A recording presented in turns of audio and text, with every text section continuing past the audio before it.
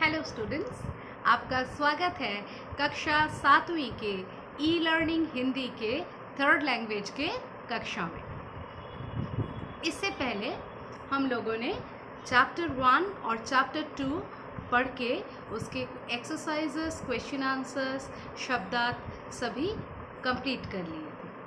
आज हम आपके PT1 के सिलेबस का लास्ट चैप्टर, जिसका नाम है कृष्ण सुदामा, इसको पढ़ने जा रहे हैं। शायद आप में से बहुतों ने कृष्ण सुदामा की कथा सुनी होगी और इससे प्रेरणा भी पाई होगी, लेकिन बहुत स्टूडेंट्स ऐसे भी हैं जिनको इसके बारे में शायद अभी ज्ञान नहीं है। तो चलिए सभी के लिए इस कहानी को दोहराते हैं। इस कहानी को बताने से पहले मैं आप लोगों को इसके बैकड्रॉप के बारे में बता दूं।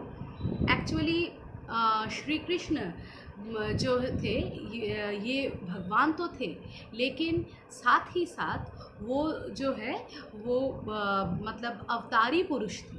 तो वो इस धरती पर जो है एकदम साधारण इंसान की तरह रहते थे। और तब के ज़माने में जितने भी राजा महाराजाओं की संतानें होती थी और जो भी मतलब थोड़े बहुत पैसे जुटा पाता, वो अपने बच्चों को गुरुकुल भेजते और गुरुकुल में जाकर वे शिक्षा दीक्षा ग्रहण करते। वे वहाँ पर लगभग 13-14 वर्ष की आयु तक रहते। उसके बाद अपना परीक्षण पूरा होने के बाद गुरु दक्षिणा देकर, गुरु से आशीर्वाद लेकर अपने भावी जीवन के लिए आगे आ जाते। तो तब जब वो गुरुकुल में अपने पठन पाठन की प्रक्रिया को जारी रखते थे, तब कौन राजा की फैमिली से बिलोंग करता है और कौन जो है आपका मतलब गरीब है, ब्राह्मण है, कैसे परिवार से आ रहा है, इस प्रकार का भेदभाव नहीं रहता है। सभी एक जैसा जीवन यापन करते हैं, सबको अपना कार्य स्वयं करना पड़ता है।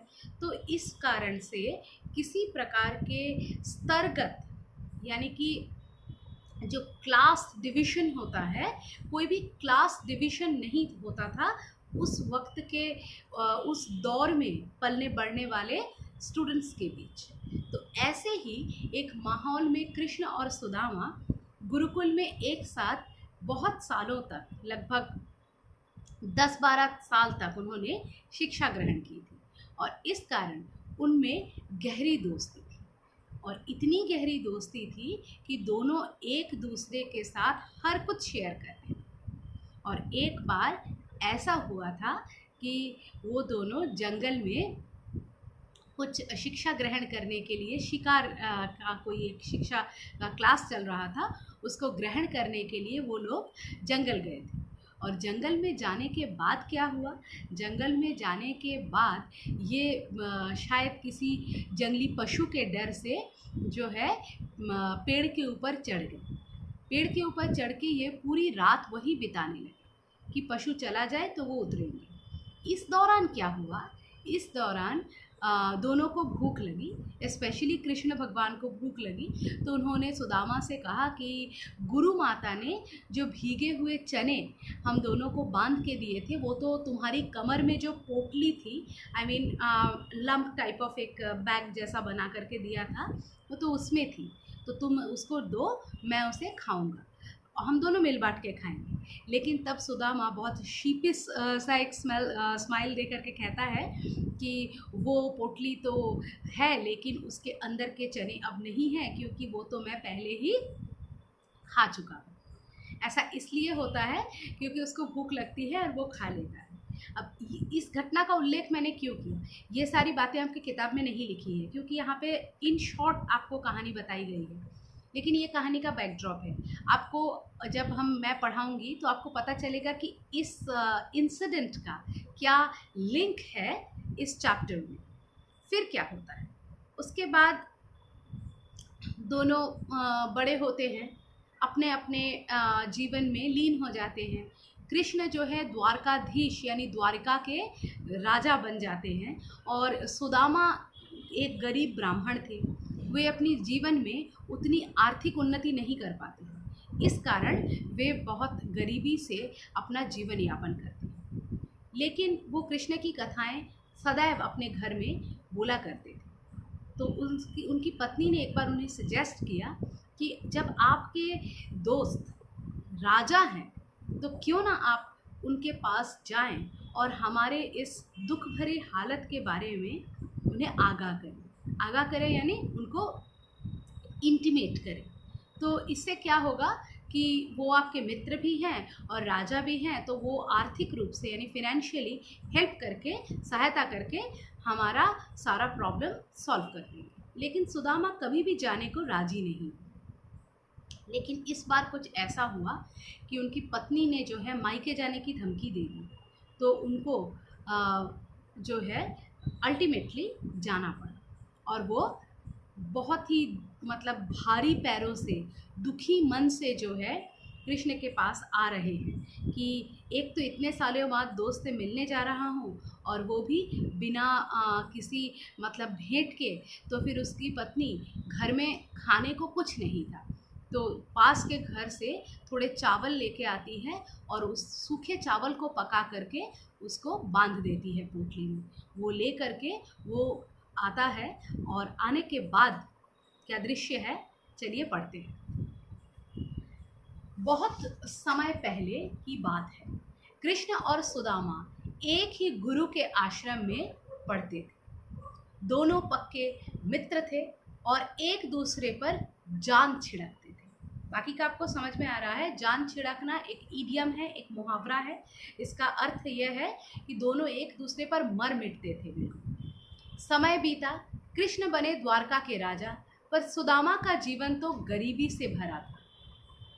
एक दिन सुदामा की पत्नी ने उनसे कहा, आप बहुत बार कह चुके हैं कि द्वारका के राजा श्री कृष्ण आपके मित्र हैं, आप उनके पास क्यों नहीं जाते? वे आपकी मदद ज़रूर करेंगे। जैसा कि मैंने कहा कि उसकी पत्नी ने उनसे कहा कि बहुत बार मैंने आपसे रिक्वेस्ट किया है, लेकिन हर बार आपने मुझे कुछ ना कुछ बोलकर टाल दिया है। इस बार मैं आपकी एक नहीं सुनूंगी, आपको जाना होगा और जा करके जो है उनसे हेल्प मांगनी होगी। सुदामा मान गए। फिर बोले, घर में तो कुछ नहीं है, मित्र के लिए क्या उपहार ले जाऊं? पहली बार दोस्त से मिलने जा रहा हूँ, उसके लिए कोई भेंट तो होना चाहिए। खाली हाथ अपने दोस्त से मिलने कैसे जाऊं, वो भी इतने सालों बाद? और जबकि मैं उससे कुछ पाने की उम्मीद लेके जा रहा हूँ, तो मेरा भी तो कुछ फर्ज बनता है। तब सुदामा की पत्नी पड़ोस से थोड़े भुने हुए चावल ले आई और उसको पोटली में बांधकर सुदामा को दे दिया। तो पड़ोस से भुने हुए फ्राइड चावल लेके आती है, उसको पोटली में बांधकर सुदामा को दे देती है। सुदामा घर से चल तो पड़े, लेकिन उनका मन डावाडोल हो रहा था। सुदामा घर से चल पड़े, लेकिन उनके मन में जो है बहुत सारी चिंताएं आ रही थी। कभी वो सोचते हैं कि मैं जाऊं कि बीच रास्ते से लौट आऊं, क्योंकि उनका मन नहीं मान रहा था। इतने सालों से दोस्त से मिले नहीं और आज पहली बार जा रहे हैं, जो कि राजा हैं, उनसे मिलने और सीधा एकदम मदद की बात करने जा रहे हैं। तो क्या उनकी दोस्ती का ये गलत फ़ायदा उठाने नहीं जा रहे हैं? इस प्रकार के फीलिंग्स उनके माइंड में आ रहे थे।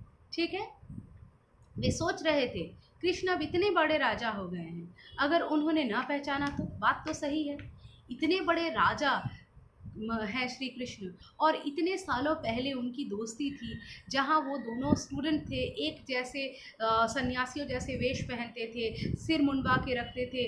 उस वेश में उस तरह से रहने के बाद आज एक राजा, भला एक ऐसे गरीब भिखारी को, जो कि मतलब वो गरीब ब्राह्मण था, लेकिन वो दर दर की ठोकरें खाकर एकदम ऐसी ही दयनीय हालत उसकी हो गई थी, तो क्या उसको वो पहचान पाएगा? ये लेकर उसके मन में बहुत डाउट था। चलते चलते वे आखिर द्वारका जा पहुँचे। चलते चलते अल्टीमेटली वे द्वारका में पहुँचते। श्री कृष्ण के महल के द्वार पर जा खड़े होते और श्री कृष्ण के महल के द्वार पर जाकर खड़े होते। ठीक है, जितना पढ़ाया इतना पढ़ के रीडिंग करके रखिए। अगले प्रकरण में इसका बाकी पाठ और शब्दार्थ हम करेंगे। धन्यवाद।